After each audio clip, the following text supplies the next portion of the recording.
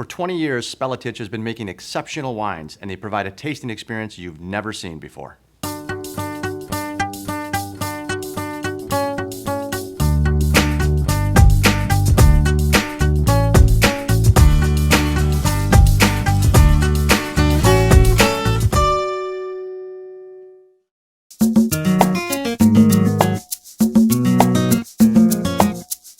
So walk me through year one through today and everything that you've seen with regards to why are you in this crazy business? How It did would that all take me happen? 20 years to do that. It's too much detail. So my husband and I, Timothy, he's homesick today, which is unfortunate. We had this crazy idea to start a winery. He was a manager at Trevina back then. Okay. And I was working for St. Clement. And I had been playing in the cellar in St. Clement for years, and my background is winemaking and all that. So we decided to just pull the trigger and do it. So our first year we did 150 cases of Chardonnay and 150 cases of Cabernet. Well, you say your background was in wine. Right. How did you have a background in wine? I was one of these crazy people. When I was 18, my sister took me down to Monterey Jazz Festival. Okay. All right, she's a designer in Seattle. She's now retired. She's going to be 69 this year, which is amazing. Another birthday? Yeah, and Sally, there was one day she had to go see clients in Carmel, and I had 4 hours to myself. Now, not a bad city to have 4 hours to yourself.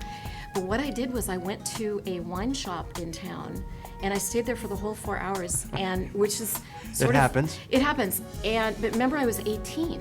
So Okay. in the state of Washington, you had to be 21 to drink. Right. Not that that ever stopped anybody, but... I'm sure the statute of limitations has run on that crime. Exactly. You're fine. But what I did subsequently is have this guy who owned this store ship to me every 2 months a case of wine via Greyhound bus Okay. with no return address, so I never got caught, never got in trouble, thank God. And that's what started me off being serious about wine. So then you come and introduce her to wine. No, I have pictures of her. This is really cute. One of the first I can pictures. tell this is pleasing to you. Diapers on our front porch in Seattle.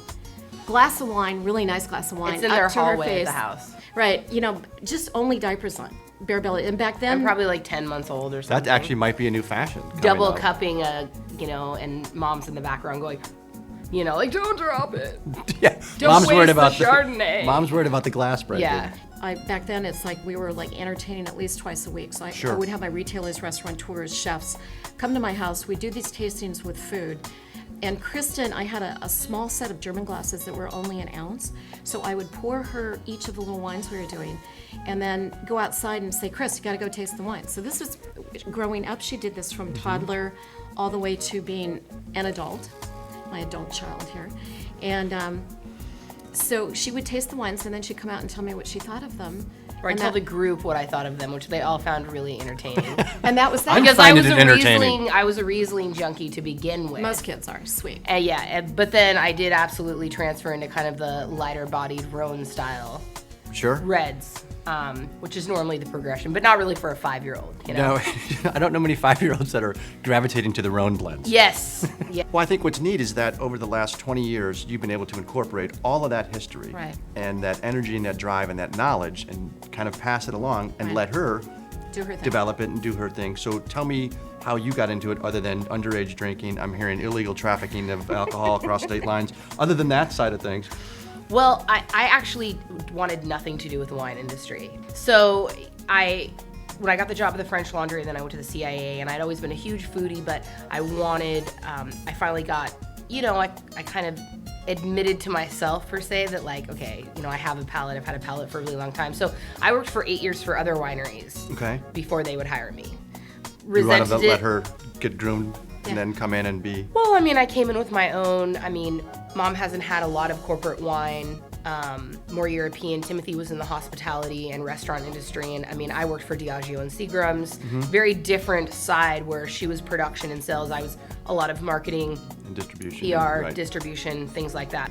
So what is today, when someone asks about what is Spelletich Winery, define it for me. Because 20 years is impressive and the wines you're doing are top notch. Define it. Pressure, Martin, Jesus.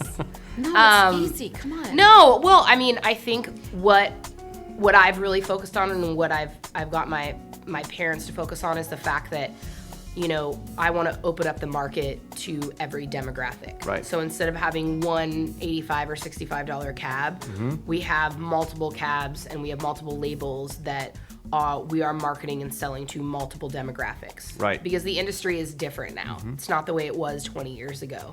Well, we're thrilled with the opportunity, and it's been great fun so far, so let's taste some wine. For 20 years, they've been making great wines, and as I said, an experience like no other. Do yourself a favor, grab some of the Spelletich. Thanks so much for all your support.